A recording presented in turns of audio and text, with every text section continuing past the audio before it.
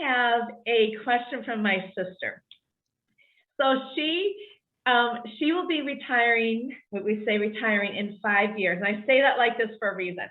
So she said, I want you to ask her, because everyone will say to her, well, when are you going to retire? When are you going to retire? And she says, Stephanie, what am I retiring from? What is it when they say, are you going to retire? She goes, retire from what? Like, she's thinking, I've got, she's got an older son. But she said, why is it that they keep thinking retirement and that's it? Right. And she keeps saying it to me, retiring from what? It's so funny. Every time you say retiring from, my mind goes retiring to. Like, what do you want? What's on the other side of it?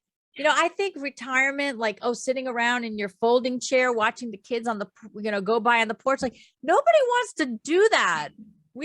60, whatever, is not old anymore. That's not old.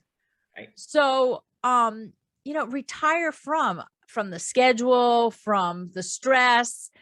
But, for many people, work brings great meaning. That's your community. Maybe you're doing something that you feel contributes in a way to a bigger thing. And, the ultimate goal isn't sitting around doing nothing.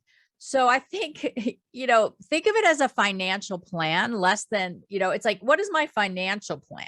Like, does it fit to keep working? Does it fit to be able to change my work?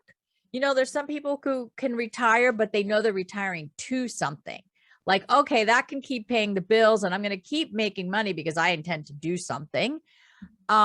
So it's really, I really would like to change the way we look at that in two ways. For younger people, if your company, which many companies do, start deciding at 50, 55, you're too expensive and they want to get rid of you, you're not ready to retire. So I think every 20 something or 30 something or 40 something needs to be thinking, all right, what's the next career after I get expunged from corporate?